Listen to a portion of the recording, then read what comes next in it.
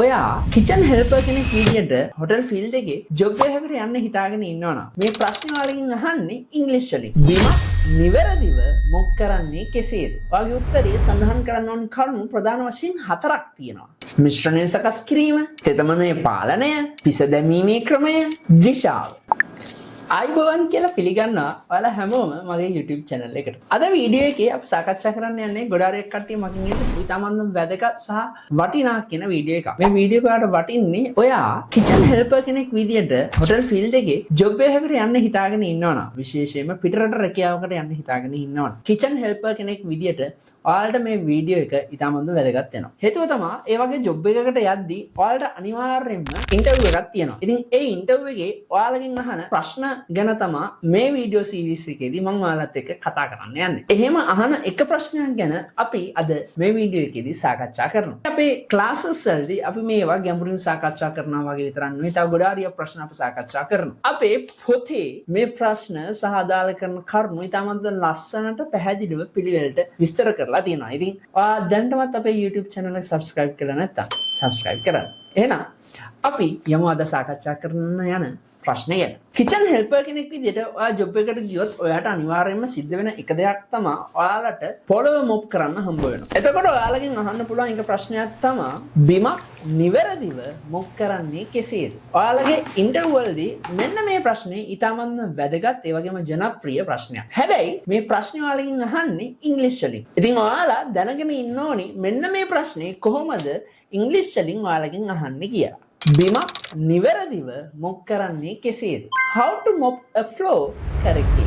මෙන්න මේ ප්‍රශ්නේ ඔයාලගෙන් අහුවොත් ඔයා උත්තර දෙන්න ඕනේ විදියක් තියෙනවා. එතකොට ඔයා අනිවාර්යයෙන්ම ඔයාගේ උත්තරේ සඳහන් කරන්න ඕන කරුණු ප්‍රධාන වශයෙන් 4ක් තියෙනවා.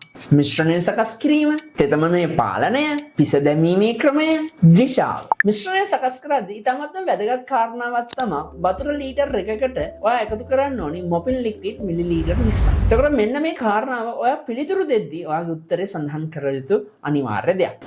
ඔයා මේ හදාගත්තු දියරය මොප් එක දාලා ඒක පොඟවගෙන එක මිරිකන්න. ඒ මිරිකද්දී ඔයා අනිවාර්යෙන්ම තෙතමනය තියාගන්න ඕනේ 140ක්. අන්න ඒ 140 කියන කාරණාව ඔයාගෙන් අහන්නත් පුළුවන්. එක ප්‍රශ්නේ. පිස දැමීමේ ක්‍රමය. පිස දානකොට ඔයා නිකන් පිස දාලා හරියන්නේ නැහැ. ඔයා අනිවාර්යෙන්ම ඒක සිග්සැග් ක්‍රමයට පිස දාන්න ඕනේ. ඉතින් මේක ඔයා අනිවාර්යෙන්ම ඔයාගේ උත්තරේ දෙද්දි සඳහන් කරන්න ඕනි තවත් කාරණාවක්. එතකොට ඔයාගේ උත්තරේ දෙද්දි අන්තිමට සඳහන් කරන්න ඕනි කාරණාව තමයි ඔයා කොහොමද මොන දිශාවටද මේක පිස දාන්නේ කියන කාරණාව. ඔයා අනිවාර්යෙන්ම මේ මොප් එකෙන් මේක පිස දාද්දි ඔයා පසුපසට තමයි පිස දාන්න ඕනි. අන්න ඒ කාරණාව ඔයා අනිවාර්යෙන්ම ඔයාගේ උත්තරේ සඳහන් කරන්න ඕනි. එහෙම නැත්නම් ඔයාගේ උත්තරේ වැරදි. ඉතින් අපි දැන් බලමු කොහොමද මෙන්න මේ කාරණා ටික අපි ඉංග්‍රීසි වලින් කියන්නේ කියලා. මිශ්‍රණය සකස් කිරීම. වතුර ලීටර් 1ක් සඳහා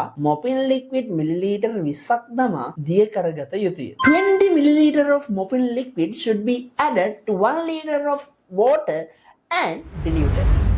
මෙන්න මේක උත්තර දෙද්දී මුලින්ම සඳහන් කරන්න ඕනේ. දෙවනියට ඔයා අනිවාර්යෙන්ම සඳහන් කරන්න ඕනි තෙතමනය පාලනය ගැන. තෙතමනය පාලනය moisture control.